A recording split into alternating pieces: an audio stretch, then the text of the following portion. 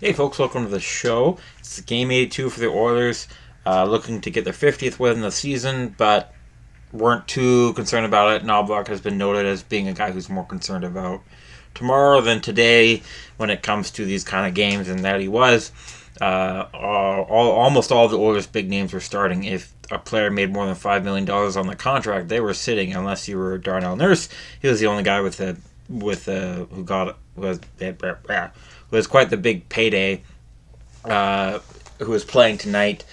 McDavid was out, Draisaitl was out, as well as Nuge, Bush, Kane, Ekholm. Who else? There was quite a few. Hyman. I neglected Hyman. As do a lot of defensemen down when he's near the net. But anyway, so it was just kind of one for the Oilers, just to see how good will these guys be without those seven big names, and to have their feet moving before the playoffs, see what they can do against a team that was starting all of their big names. McKinnon was still in Nichushkin, as well as Rantanen. So you could kind of see who was going to win going into the game. But, you can still have a little hope. Anything can happen, but that hope was killed pretty quickly.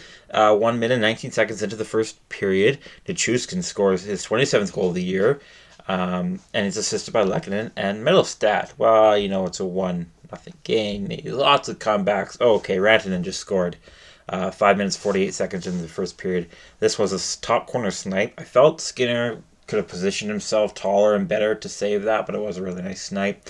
So that was Rantanen's 42nd goal of the year. He's assisted by Taves and McKinnon. And with that assist, McKinnon is now the franchise record holder for the most points in a single season with 139, surpassing Peter Stastny, who did it when the franchise was still in Quebec City. Franchise history and the meanings of that was a topic of discussion today, which I'll get into a video about Utah later. And you could say, well, Isaac, I think you're just being biased about Utah to talk about this. Yeah, I'm excited, and I'd like to have Utah viewers. I'd love to be their voice, but I am still an Oilers fan. That's why we're talking about this, and that's a different video for later, as well as more playoff previews. Lots to do in the next 24 hours, just over maybe 30 hours. I'm not going to do the math here about that. But anyways, I'm getting ahead of myself because we're still in the first period, and it's not playoffs yet, but Colorado does keep the lead moving, but on a power play, Troy Stecher not on a power play, causing the power play. Troy Stecher gets a hooking call drawn by Zach Parise 7 minutes and 5 seconds into the first, and 32 seconds into that power play, Nichushkin gets his second goal of the game, 28th of the season. He's assisted by McKinnon and Makar, and with that assist, McKinnon becomes the first player in franchise history with 140 points in a single season. I kind of feel bad for him. Of the 3 seasons he had the best shot at winning the Hart, it was 2018-19. He had a great season, and then out of nowhere, Taylor Hall drags the Devils into the playoffs. So I did say Taylor Hall. I don't know why I'm mixing them up. Taylor Hall drags the Devils. Well, I guess Parise was on the Devils for a while, but Taylor Hall drags the Devils into the playoffs. He wins the Hart. A couple seasons later, McKinnon's doing great, but Draisaitl just goes on a tear. He pushes the Oilers into the playoffs. Notable, keeping the Oilers winning while McDavid was out for a couple weeks with injury. They looked like the same team, which is rare for the Oilers. Rare for any team to look the same without their best player, especially if their best player is Connor McDavid. But Draisaitl made him look good, and still put up a ton of stats, and had a better year than McKinnon statistically too. And McKinnon fans and Avs fans were fair to argue both of those Hart trophy losses for McKinnon, or nominations, I should say. But that's a different discussion too. And now this one, he's having his best year ever. It's the best single season performance by a forward the franchise has ever seen, whether in Quebec City or in Denver. And then Kucherov's doing what he's doing. He's got 40 goals, 100 assists, dragging the Lightning in the playoffs. Whenever McKinnon has a great season, somebody's having a historic season, it seems. Anyways, so 3-0 Avs.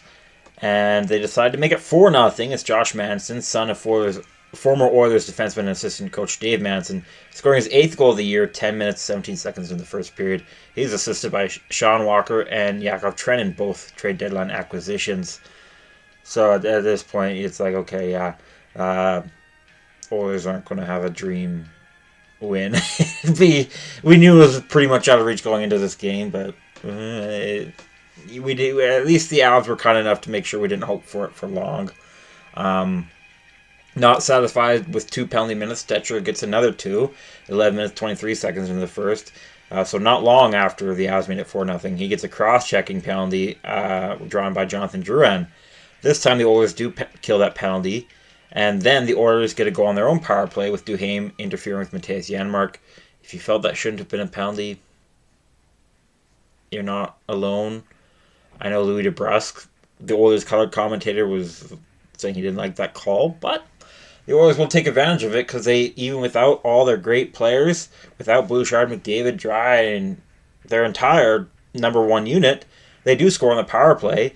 And it's their 2 of the guys who got the points have been in the AHL for a bit, who have been great on the power play in the AHL. Dylan Holloway deflects a blast from Philip Broberg into the net for his 6th goal of the year. Broberg's 2nd assist of the year, and Brett Kulak picks up the secondary assist on that. I'm happy Kulak got a point. He's one of those guys who you watch him take the puck into the offensive zone. He's strong with controlling the puck, and he's got good speed. He can create chances. And you're like, wow, this guy must have so many assists, and he's got like 20-something points. Like, really? He's so good. But that's because his role this year has been much more defensively focused than offensive. I think he's the only defenseman who hasn't had a better year in the zone defense area. He's had a better year defensively too, but his offense has dropped off, and that's okay. We don't really need him for his offense, but it's nice to see. Anyways, first period ends with a commanding lead for the Avs, 4-1, which they do not give up. Shots weren't entirely in the Avs' favor, just mostly, with a 13-7 lead in shots. Second period is far less eventful, but that's because the Avs kind of got what they needed at that point. They just needed to make sure the Oilers, again, missing a lot of their best players, didn't score 3 goals, which they didn't. 8 minutes, 20 seconds in the second period, Colorado gets a power play opportunity when Brett Kulak slashes Casey Middlestat. The Oilers do manage to kill that penalty kill as well. And then almost 4 minutes after that, Zach Parise, he scores his 5th goal of the year, and he's assisted by Ross Colton and Miles Wood. This is Zach Parise's last regular season game. I remember starting to watch hockey and being a really big fan of this young guy named Zach Parise on the New Jersey Devils, and now I got to watch his last regular season game. He'll obviously have a few more playoff games ahead of him, so I was a little kind of happy for him, but obviously I didn't like to see more goals against the Oilers, but at least it was Zach Parise. And at least I have Nichushkin in fantasy, so. Anyways, second period ends. Outside of that, not too eventful. I neglected to mention that Skinner was playing in the first period. He was pulled at the intermission. It wasn't really all him. He was kind of left out to dry pretty quickly. He needed to play a game because he hadn't played in almost a week. Picard just played yesterday. And, you want Skinner's legs fresh for whenever the playoffs are. But with the Oilers potentially playing Saturday night, 2 days away after our 2 games of 2 nights, the Oilers are playing less than 24 hours since the last game. I mean, it's been 23 and a half hours, but still, doesn't excuse them, but it is a factor. But anyway, so I think it was good that Skinner got in. Unfortunate that he had to be on the receiving end of all that. Defense wasn't really coordinated yet by the Oilers or the chemistry, and the Avs took advantage of that. Eventually the Oilers got their chemistry together, but by the second period they did. But at the same time, it's not like Colorado was really looking into getting more shots. They got their goals. They got what they needed. They just, again, had to make sure that Edmonton didn't convert on their chances, but they would develop a lot of chances in the third period. So after the second period, Colorado had 10 shots in that period compared to Oilers 7, but the Oilers do take control of the third period. Again, Not like Colorado's really seeking control as much, but they probably didn't intend to get outshot 12-4. The Oilers actually have a really good third period, as they usually do, but I mean without their 7 of their best players. But the only notable event, besides some great saves from, I think it was a Noonan. I wrote in Georgiev, but I'm pretty sure a Noonan played. Let me double check on my phone really quickly. Yeah, it was a Noonan. I accidentally wrote Georgiev. It was a Noonan who was playing. Oh, it was a backup thing. Because we always...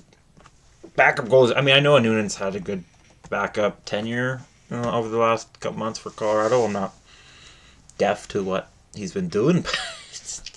Every backup goal against the Oilers just has their best game. Because in the third period... let me bring up another... Well, I'll bring up the stat later, but one of the lines that the Oilers had together was McLeod centering Fogle and Ryan. And that line was incredible together. And there was a bit where they had like 3 shots in 3 seconds, and a Noonan frickin' saved them all, man. I'm like, come on. I mean, but also good for him. Yeah, so that line was easily our best in just a lot of stats. But I'll get to that later. Wow. Sorry, I was just still looking at that line stats. That line had an incredible night on a night where a lot of the Oilers didn't. None of those players on that line were a third star, but I do want to shout them out at the end. But again, let's finish with the third period. So while the Oilers did dominate a lot in the Avs, there wasn't too many events. The Oilers did have a power play opportunity when Holloway is tripped by Casey Middlestat. The Avs kill that, and the game ends with a demanding 5-1 victory for the Avs. Shots slightly in the Avs' favor, 27-26. Oilers did out-hit the Avs 17-11. The Oilers did dominate in the face-off circle. Despite not having Draisaitl, they won 67.3% of the face-offs.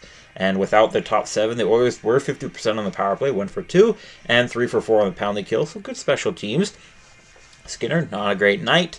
Not entirely his fault, but, not too many excuses make up for you going 9 for 13 in one period. Picard faced 14 shots in the other 2 periods, saving 13 of them.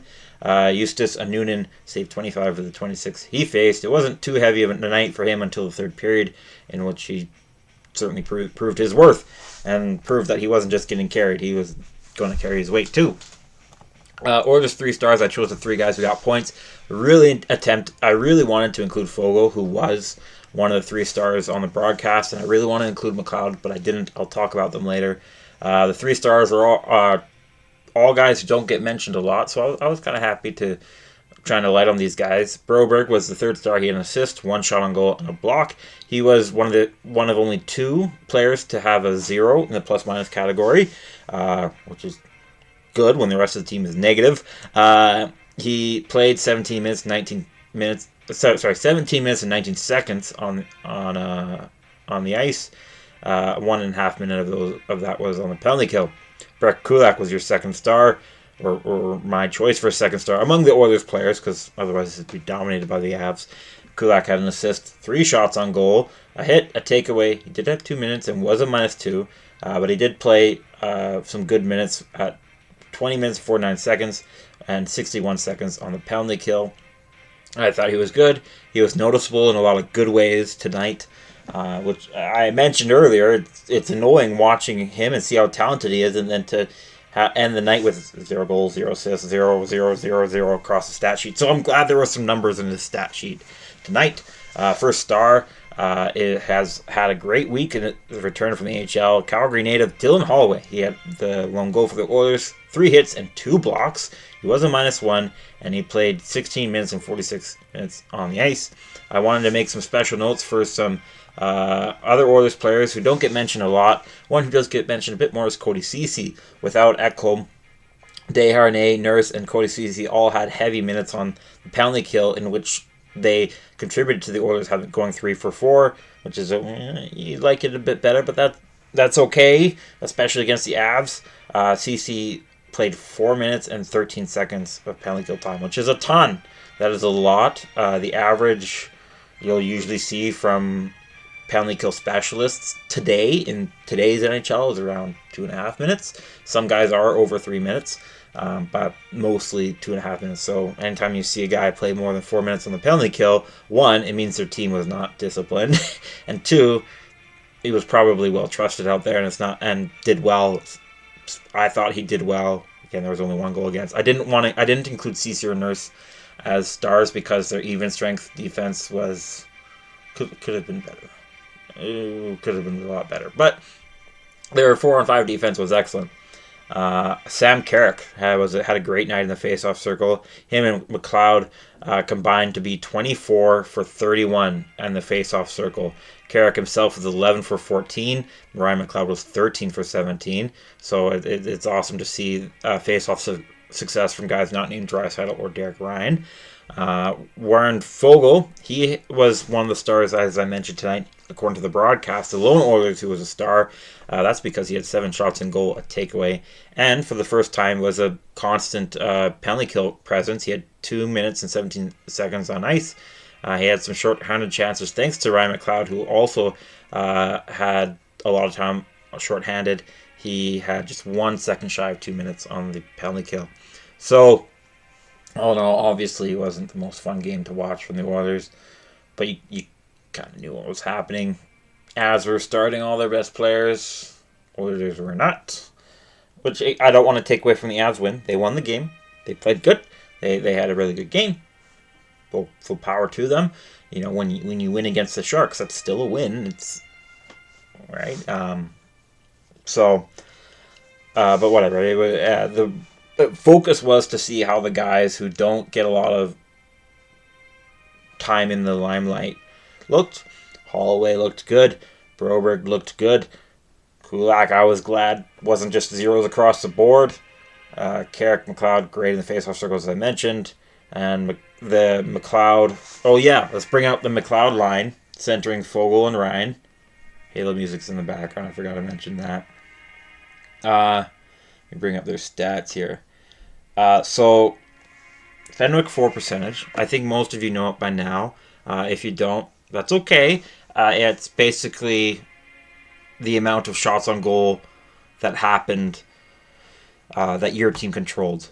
That line dominated in that department. The Holloway, Henrik, and Perry line was also good in that department. They were at 75%, but the McLeod, Ryan, and Foegele line was at 83.3%.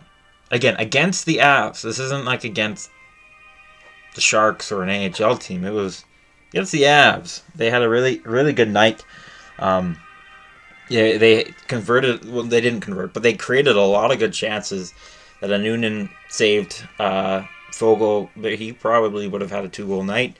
He very well could have. That line probably hit like 3 posts and a couple near misses too. So you'd like to see some more finishing prowess from those 3. But if those 3 get hot with the finishing, that line could be a really dangerous third line in the playoffs. So I think Knobloch liked what he saw there. But Fogel's also been good on the second line as well as McLeod. So we'll see if that line sticks around. But I really like the way Holloway's playing heading into the playoffs. He might have elevated himself to line 3 instead of having a line 4 role in the playoffs. Excuse me. But we'll see. We'll see what Knobloch does. I believe... Has it been decided who we're playing? Let me check before I close and say goodbye. Between the Kings and Vegas, because they were both playing. We're playing one of those. I think the game should have been finalized by now. Yes, the Oilers will be playing the LA Kings for the 3rd year in a row. I'll talk about that more in my preview about, my thoughts on that, who I think is going to win, all that kind of stuff. And but yeah, stay tuned for that. You'll see those sooner and faster if you subscribe and turn on notifications. Please like the video as well and leave your thoughts in the comment section below. I keep meaning to say all this earlier in the video because it's very common for people just to click away, which I get. I'd also like to see your thoughts and signs of support, but whatever, that's okay. I will see you all in the next one. Thanks again for watching.